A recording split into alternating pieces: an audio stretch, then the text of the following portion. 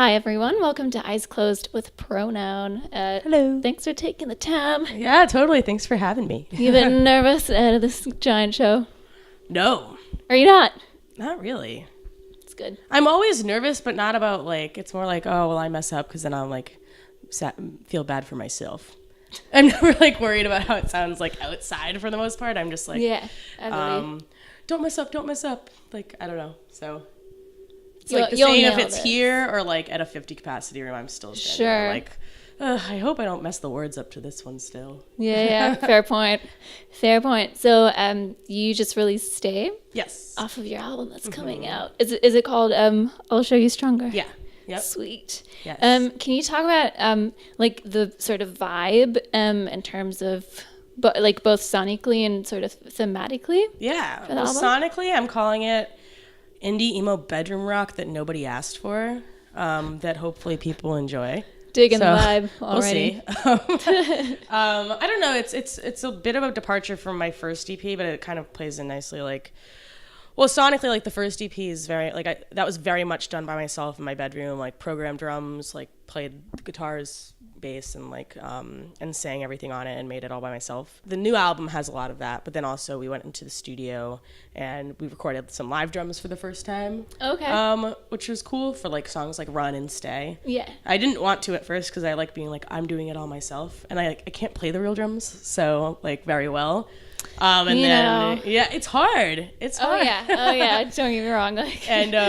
And so when we did the first mix, and it was programmed drums for "Run," it sounded ridiculous. It just sounds ridiculous because it's MIDI programmed drums over a rock song. So that's when I threw in the towel and was I should go in and have a drummer play on this. Yeah. It's for the best for the song. Put aside your pride. Yeah. And get it to surrender. sound right. Yeah. So some of the songs have some live drums on it, which is cool, and it's just kind of more in an alternative route. The first EP I feel was very bedroom indie rock pop, more lo-fi kind of and quiet. But yeah, the theme of "I'll Show You Stronger" is actually a continuation from that first EP too, where the first EP I wrote, all of these songs I wrote basically in 4 months, 3 years ago. So all of them were pretty old, but the EP was about going through a breakup and kind of processing. It was kind of sad, kind of hopeful, but just kind of this sucks. And the album is kind of touching on that next stage where you're yo, screw you, you were not very nice to me. So yeah, totally. So when I wrote it, I was kind of that place, and it's been a struggle to finish it. It's taken 3 years because the longer time goes by, the less I'm in that place. Sure. Because you start getting over it. Definitely. And that's when I realized I feel the album is a lot about frustration, and I'm using kind of whatever I'm frustrated in the world now to finish it, or did use what I was frustrated with to help finish it, whether it be politics or stuff going on in the industry plenty exactly. to choose There's from. so much to be frustrated about right now. So so that's been an interesting discovery, because when I wrote those songs, I thought they were just living in that moment, and now that it's 3 years later, I'm still able to relate back to them in a very different way that I never would have imagined. Oh, which is interesting. nice. Yeah.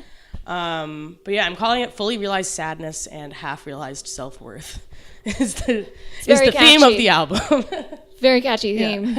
And so what I found interesting is that obviously you have a different sort of background. Not so much playing and touring musician, but more the production engineering side. And so you never had the desire to actually make music.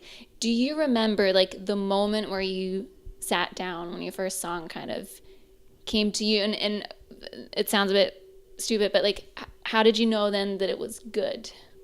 Do you know what I mean? Yeah. There's been so many moments, because I started making music when I was 12, and then I gave up. Then I started again when I was 16, gave up, and went into production and engineering and music business and stuff. The first time of this project, it was I was just gotten home. I was really, really upset, and I think I wrote "Just 'Cause You Can't," and I thought it was just the coolest thing ever, because you just you listen to music all the time, but when you sit down at a computer and then 4 hours later you come back and listen, you're oh my god, this did not exist 4 hours ago, and I actually like it. So it's a pretty weird moment of Because at the beginning I was just like, oh, this is the only thing that makes me feel better. Yeah. But then it got to the point where I was like, oh, like maybe I should put this out to the public. Maybe it's not just for me.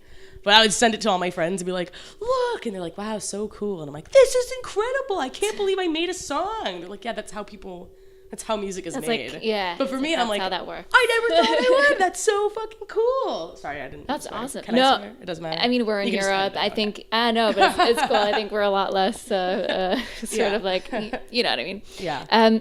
Yeah, cool. That's interesting. Stay, I actually wrote before that. Really? Which is funny that it just came out. That was when I was just messing around and like I was happy with like everything going on in my life, and I just still felt like something was missing. Mm-hmm. And I was like, well, maybe I shouldn't like start noodling around and making music again. Like maybe that will make me feel whatever this void is that I couldn't tell what it was. Maybe that's what it was. So that's what I wrote Stay, kind of like it actually used to be a love song. So I like started the production of that song and like the rhythm and some lyrics that aren't in there anymore. Before I even had started the Pronoun project, but the first like full song was, I think, Just 'Cause You Can't. Okay. Yeah. Very cool. Yeah. Yeah. All right. But yeah, it's cool that you kind of came back then to Stay and sort of completing it now. Yeah. So and based on your sound, I wouldn't necessarily like expect you on a lineup like tonight's lineup. Yeah. Is that kind of where you see your place? Is that kind of where you see yourself fitting in sort of in that genre? I see it like in certain ways. Like when I first started, I grew up on this stuff like wholeheartedly. Like Jimmy Eat World's like probably my favorite band of all time. I guess now it's the 1975. But they played this venue, by the way. Jimmy did, yeah. They're so good. Actually, today is the 20-year anniversary of Clarity. Yep. Yay! So happy birthday! Can you imagine making an album that gets birthdays?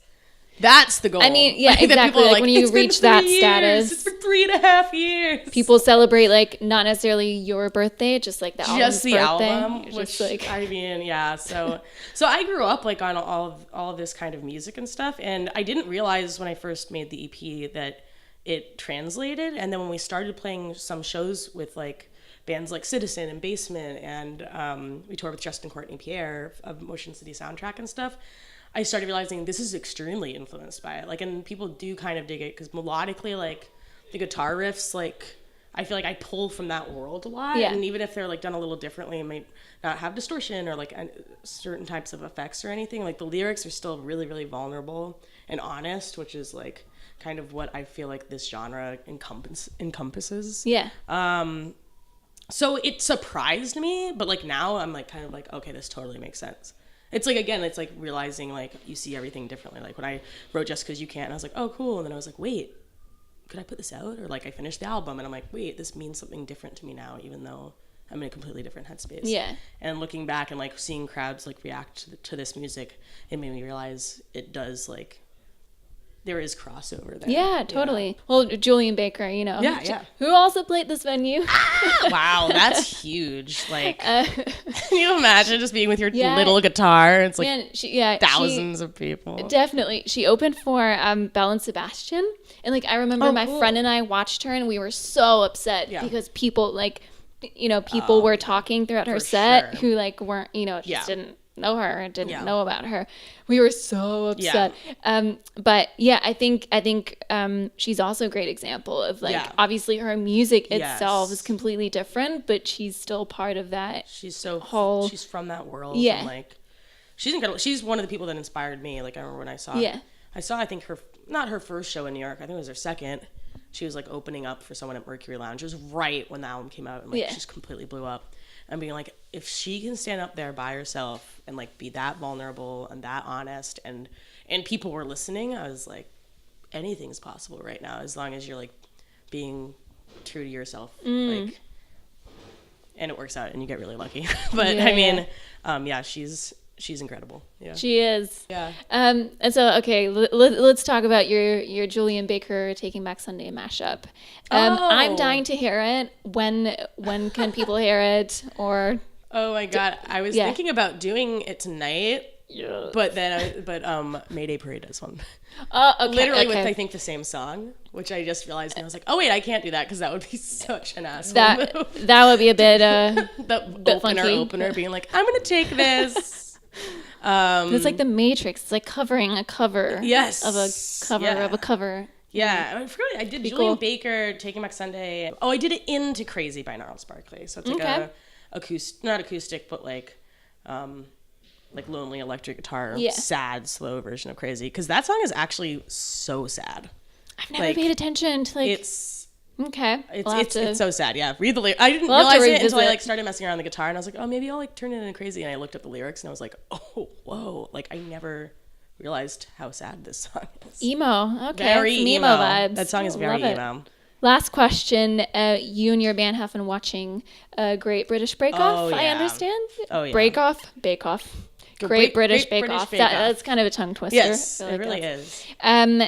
Is there anything else about like UK culture that you picked up along the way? Oh, no, I've just been obsessed with Great British Bake Off for that's it. years now. Like me and my sister have watched every season like 10 times at least. Like to the point, like it's like when you're watching your favorite sitcom and you're like reciting the words, except we're so embarrassing. It's just like a little like reality baking show. I don't even like baked goods. I don't like reality television.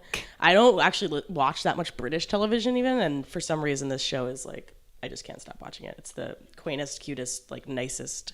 It's the opposite of American cooking shows where everything is like cutthroat. This one's like, oh, I'm done. I'm gonna help you out because like you're having trouble. Okay, like, over there they're like, this baker was diagnosed with like Lyme disease when they were 10 years old, and like it's always spectacle. Like, yeah. Like, and then like Great British Bake Off, there's like contestants that like don't have like fingers and they don't even bring it up.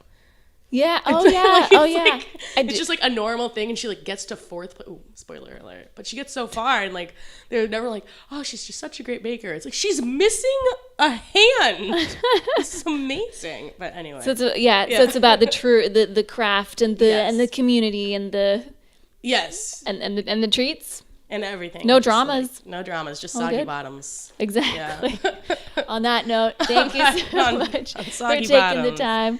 Thank you. Have an awesome show. Yes. It's your last show, no? Yes. Okay, cool. Yeah. We'll enjoy it and hopefully see you back soon in the UK. Yeah, thanks so much for having me. Thanks. Bye.